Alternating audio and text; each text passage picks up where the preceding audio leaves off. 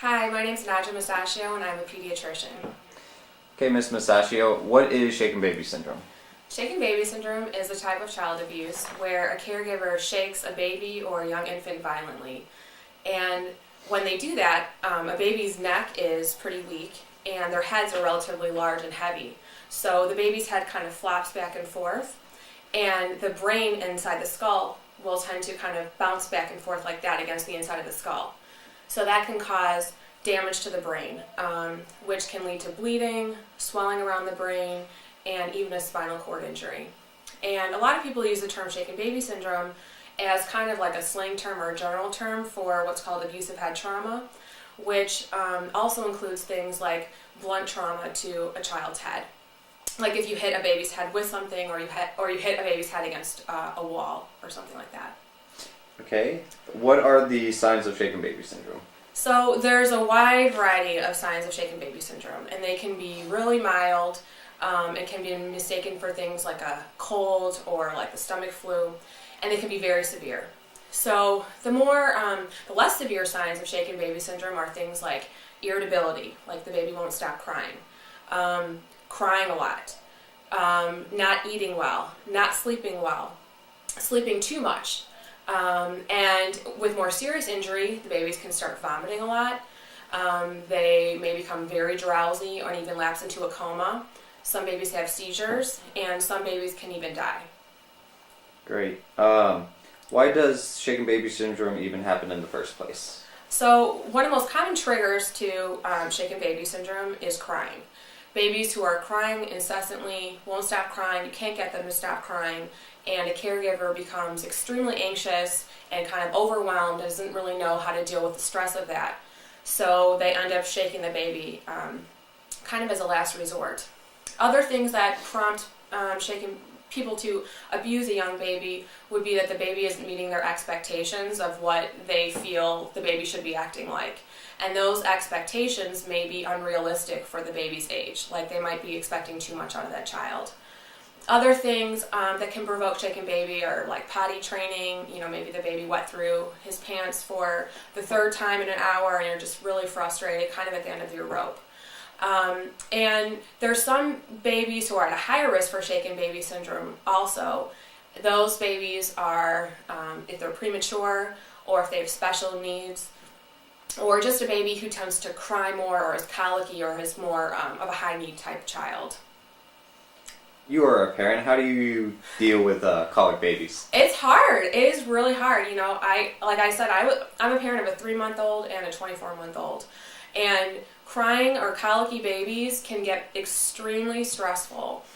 A colicky baby is one that cries more than the average baby. So a newborn baby tends to be awake for probably about 4 hours a day, 6 hours a day, somewhere around there. And of that time that they're awake, they might spend like 80% of their time crying. And if you've ever heard a baby cry for 15 minutes, it gets really stressful. It makes you sweat, it makes you nervous. And so just imagine that going on for a long period of time, and it's your own baby. So the way that you deal with an excessively crying baby or a colicky baby is the first thing you need to figure out is why are they crying. So the common things are they're hungry.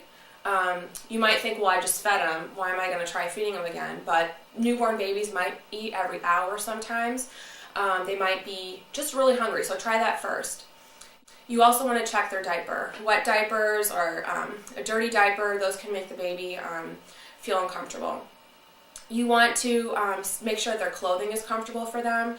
Sometimes because they've got a lot of layers of clothing or not enough layers. In general, it's a good idea to have about one extra layer of clothing on a baby than what you're wearing. And then if that doesn't work, sometimes the baby just needs to be comforted, and different things work for different babies. And you want to try out different things and kind of go with what works. So some things that work for babies are rocking them, some kind of rhythmic motion, whether it's in your arm or sit on an exercise ball and bounce up and down, or put them in a swing. Also saying shh in their ear tends to calm them down. Try to be calm yourself. Your anxiety will end up leading to more of them crying. And other things that might work are sometimes loud noises help, like vacuum cleaners, going in the car. You might want to try one of these strategies at at a time, because sometimes if you do everything at once, it might become overwhelming. And then finally, it's good to remember that crying is a baby's job, and it's your job to try to cope with that crying. So if all those other measures don't work, don't consider yourself a failure. Don't get mad at the baby, although it's hard not to. Try to think about it in a calm way and just try to relax. Sometimes you might need to call somebody, like call your mom, call a friend, call anybody, just to say, like, look, this baby does not stop crying. Other things that might help are, if it gets to a point, it's always okay to put the baby in a safe place, like in their crib, and then walk away and just count to 10. Because if you feel like you're getting to the point where you might lose control, you need to get away from that situation, and that's a really, really good thing to keep in mind. If I know I might have injured my kid, what should I do? It's very important to seek medical help pretty much immediately, because these types of injuries are very time sensitive. And if you put it off, your baby might get more and more sick and might possibly die, like I had mentioned before, or have lifelong injuries that may have been prevented. So even though you might be embarrassed or scared or don't want to get in trouble with the law, it's really important for the safety and life of your baby that you bring them to get medical help immediately. And it's important to keep in mind too that shaken baby syndrome, a lot of the times the babies look totally normal on the outside. Like there's no bruising, there might not even be any marks on them, but that doesn't mean that there's not anything serious going on inside of their brain.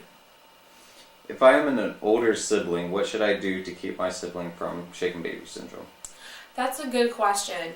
I think because caregivers tend to be overwhelmed when they end up abusing a child with shaken baby syndrome, it might be helpful for you to say, like, Mom, can I help you with anything? Or I notice the dishes are in the sink, can I do that for you?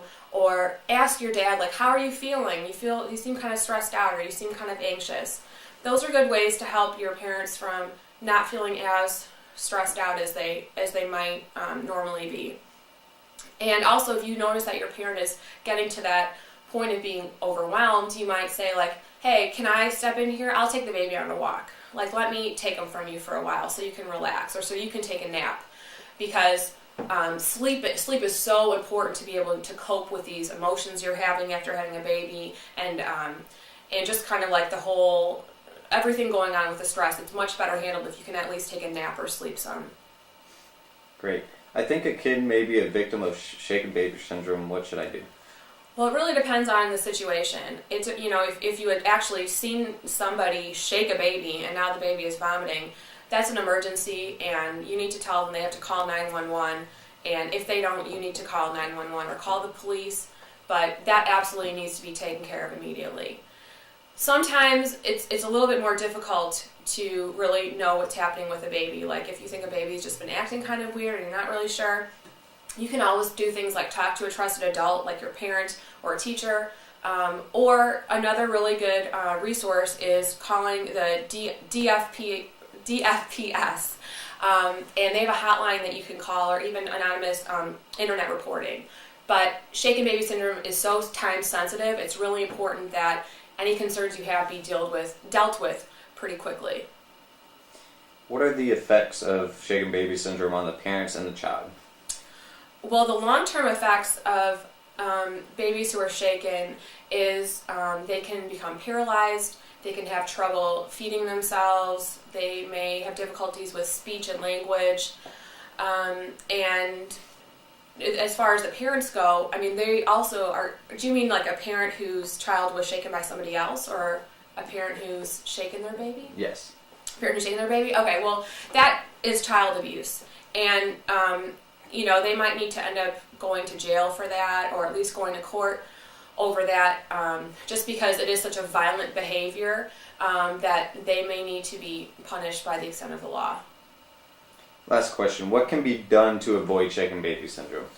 I think the most important thing to understand is that crying is normal in babies, and a lot of crying can be normal in babies. And that you have a really well formulated plan for what you're going to do when your baby cries, from figuring out why it's crying and then how you're going to cope with that crying. Great. Well, thank you very much. You're welcome. Well, that's it.